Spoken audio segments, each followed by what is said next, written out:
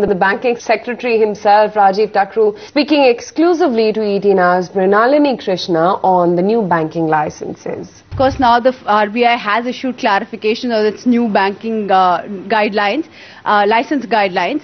The first question that everybody seems to be asking is that there has been no definition of the fit and proper criteria. That is something that everybody who is looking to apply for a license was looking at. Do you think it's a big setback? I am not quite sure what people were expecting. I thought fit and proper, the day that term was coined, meant that subjectivity plays a part. Now the minute you say fit and proper and 1, 2, 3, 4, 5, then it is no longer fit and proper, because there are ways and means of fulfilling fit and proper. And I had no hopes that fit and proper is ever going to be defined. And I'm quite happy. I think this is exactly what I expected. Fit and proper would be subjective, and that would be looked at on a case-to-case basis by RBI. Sir, but the RBI has also made it very clear that not everybody who is eligible and falls in the fit and proper category will be granted a bank license. And you did say there's a part of subjectivity that will play a role.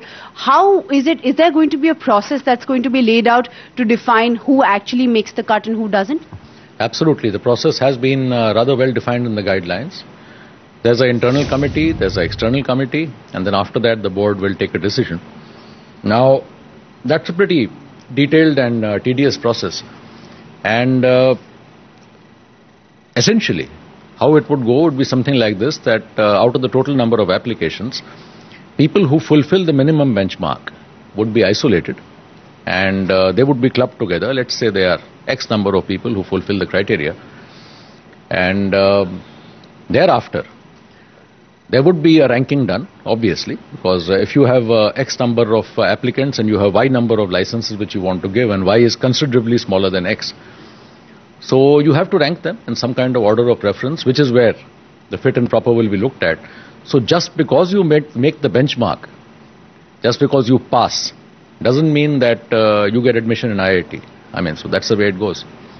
Sir, what was the rationale behind giving the sectoral regulators the last say as far as applications for bank license are concerned? What is really the concern that the RBI is bringing out here? No, the RBI, I think, has been very clear. As a matter of fact, I think there is no scope here for any confusion, because there are three different sectoral regulators who are there. There's a SEBI on one side, there's a IRDA on the other, and the RBI on the third. Each one of them look after a different category of clients. Now, RBI cannot become a super regulator and dictate to SEBI and IRDA, who are functioning in their own fields. And there is bound to be some kind of overlap between the applicants. So I think RBI has done exactly the right thing by saying that each sector regulator would be responsible as far as the companies relating to that sector are concerned, and each company would need to fulfill the criteria of each sector.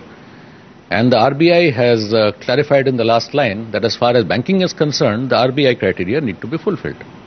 Sir, there is some apprehension as far as NBFCs are concerned. They believe the norms have become very stringent. Do you think these clarifications have actually made the norms more stringent and will discourage perhaps some amount of participation as far as banking licenses are concerned?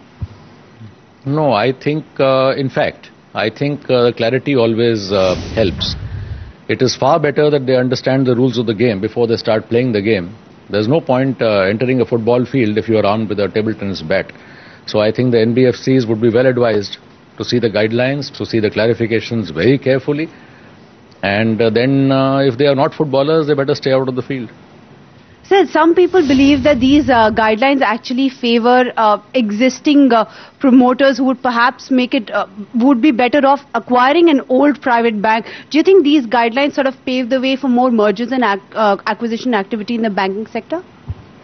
No, it's a difficult question to answer, and I think it would apply differently to each different applicant. There could be advantages which existing people have, and there could be advantages which new people have. It actually depends on the inherent strength of the company which is coming in, or the group which is coming in to promote the project. So I don't think a generalization would be possible here.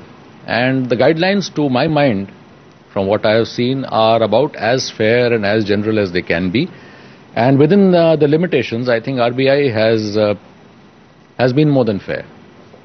Very last question, sir. Now that the clarifications are also out, by when do you expect the first set of applications to come in, and by when do you expect the first set of licenses to be doled out by the RBI?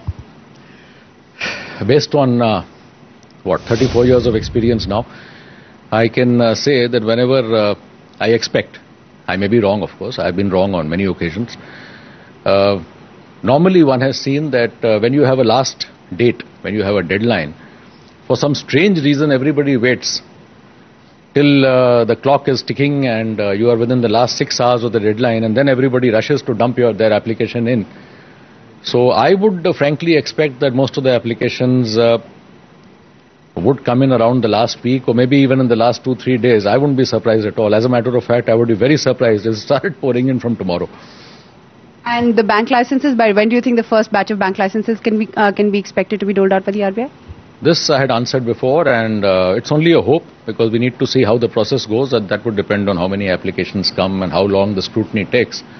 Because fit and proper, as you have been also stressing, is a very important criteria where RBI has to be very careful. So all going well, I expect that we would have a fair idea by 31st March, end of this financial year. Thank you, sir.